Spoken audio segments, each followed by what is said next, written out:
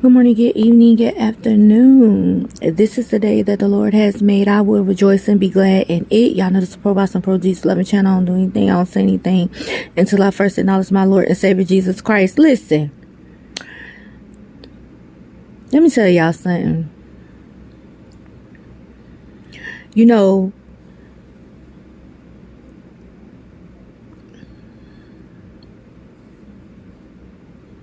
Kid Austin, Devin Haney, you know, Teo Lopez, you know, these are all three of these fighters had opportunities to have easy wins in their career. And because I feel like they believe their own hype, they're not willing to make adjustments in a ring. They have took either some unnecessarily hard wins or hard losses in Teofimo Lopez and Devin Haney's case. Because I believe these fighters are amped up. They believe their own hype. Okay? And, you know, you have these fighters saying that when I go in the ring, you know, I believe, you know, it's a chance anybody could win. You know, it's any man's game. This and that and the other. And then they get in the ring and fight like in a stubborn manner, like what Kid Austin did. I just feel like you see this man was making you pay for all of your mistakes. You thought you was just going to get him out of there. You thought that you were just going to, you know, it's like they get frustrated. Same thing with Devin Haney. It's like you just thought you was going to be able to get Ryan Garcia out of there. Even though you running into the same punch. Trying to move forward, go forward. Instead of making adjustments. Coming back with a different strategy to beat what the opponent is presenting. You ain't trying at all. Kid Austin looked frustrated. It's just like he just thought, like, I'm just gonna get him out of here. I'm just gonna go in here and do what I gotta do. And Tellez made him pay for it every time. Every time. Like it was unnecessary warfare. It was an unnecessary 12-round, you know, hard win. You know. Just stick to the jab. Just stick to what works for you. Stop trying to go in there because you feel like, well, this was, because you know it's supposed to be an easy win. Oh, this is a tomato can. I'm finna get in there. But see, that's what happened when you believe your own hype. Same thing with Ryan Garcia and Devin Haney. You know, I feel like a lot of people didn't understand why he kept running into that left hand. You know why? Because he kept doing the same thing over and over, thinking he was going to be able to catch him and get him out of there. And in his mind, he was thinking, I know I could just take this left hand and try to trade with him and get him out of there. He got knocked down every time. Same thing with Teofimo Lopez with Cambosis. And then you have these people that amp these fighters up like those three I just named. But you can't never hype them up to go back. Teofimo Lopez daddy love him so much, amp him up so much, but you couldn't amp the man up to go and get his belts. He's such a great fighter. My son all that in the bag of chips, but you couldn't amp him up to go over to Australia to get your belts back.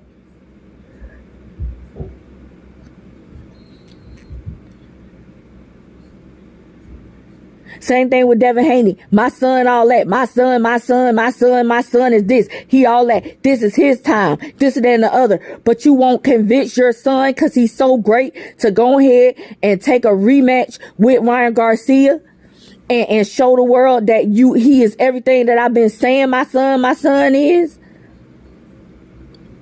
Even with Tank and Isaac Pitbull Cruz, this kind of reminds me of that. But with, you know, Tank did win that fight. You understand what I'm saying? But I want to see it again because he wasn't able to get him out of there. He saved because he hurt his hand. And Isaac Pitbull Cruz hung with Tank. You know, But did Tank believe his own hype that night? Did he think he was just going to get him out of there and it didn't go his way?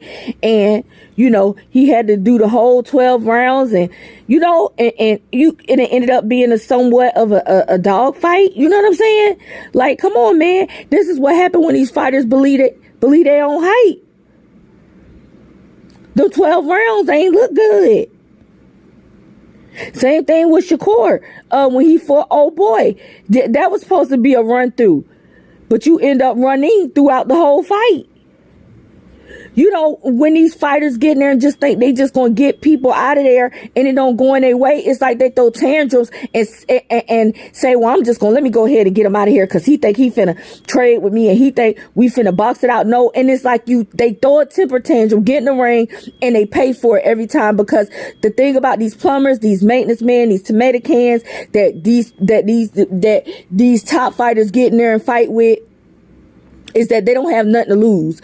And if they get in that ring and feel like you ain't as all that it was everybody been making you ain't hitting as hard, you a little off, I see something where I could try to turn this fight in my favor even though I'm the underdog, they take full advantage of it. Andy Ruiz did it with Anthony Joshua. Tyson Fury did it with Deontay Wilder. Yeah, Deontay Wilder had that hand and it's deadly. But he realized this nigga don't know how to box. I'm finna outbox him and jab him. And that's what he did. And then he just got better and better with each fight. Whereas Deontay Wilder was so stubborn that he didn't make no adjustments. If anything, he got a new coach in his corner that aids his bush and ain't teach him nothing. You could tell.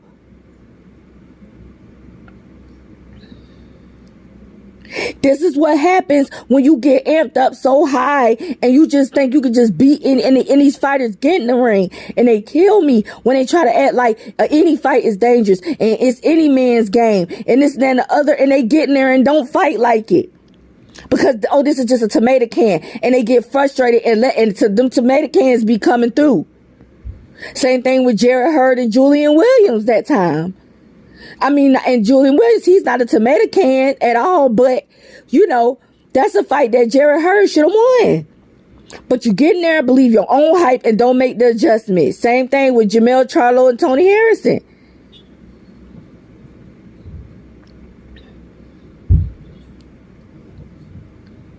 And Tony Harrison outsmarted Jamel and got the win. Come on, man. And if it's some more fights like that where you feel like it went 12 rounds and the top dog still won, but it still was like, come on now, we had another fight, another one recently. Who was it? Who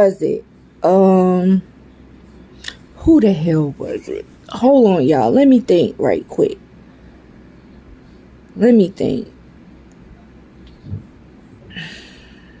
Y'all, I can't even think.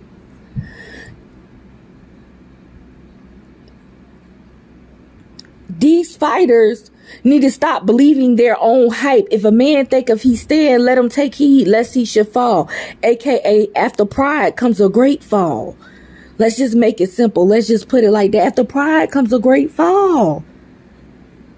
These fighters be prideful. They don't really take no pride in this. They take a pride in the popularity. They take pride in the fact that, they get a little clout and people, they get a little following and everybody amp them up. They daddies amp them up. The people, we amp them up. And then they expect to win every time, especially against people who are not as amped up as them and these tomato cans, these plumbers. And they don't realize these people ain't got nothing to lose. And when they get in the ring with them, if they feel like you don't hit as hard as what everybody say, if they feel like you ain't been training and you make it light of them, if they see you getting frustrated with how they fighting you and you not making adjustments and you think you just gonna get them out of there, they gonna use your pettiness, your stupidity, your ability to think you all that and you don't need to make no adjustments to their advantage and make you look bad in that ring, or even and get the ring and get the win. I hope I'm saying what I'm trying to say right. Y'all know I've still got a lot of growing in this commentary. Y'all know I still got a lot of growing to do when I'm expressing how I feel, what I see in the ring and things like that. Y'all comment below. Let me know what y'all think. Am I tripping? Was it as bad as what I think it was? Was that unnecessary warfare with Kid Austin? Do you think these fighters are believing their own hype and it's affecting how they perform in the ring, especially against tomato? Because I feel like it's a dangerous sport. I don't think you should ever get in there like you just gonna get somebody out of there. Do you think we need to stop calling people tomato cans and plumbers and maintenance men and stuff like that, and give these people credit that they stand a chance to win and that we're expecting too much out of these fighters? Y'all talk to me and tell me what y'all think. You know what I'm saying? Anyway, we got Usyk and Tyson Fury coming up. Let me know who y'all think gonna win this second fight. Tyson Fury recently came out and said that his wife suffered a miscarriage.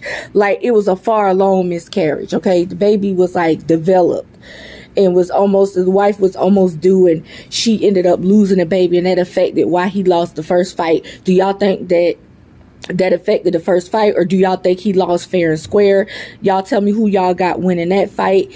And y'all let me know. I want to know what some of y'all think about Boost Ennis. Do y'all see him heading down the same road with believing in your own hype?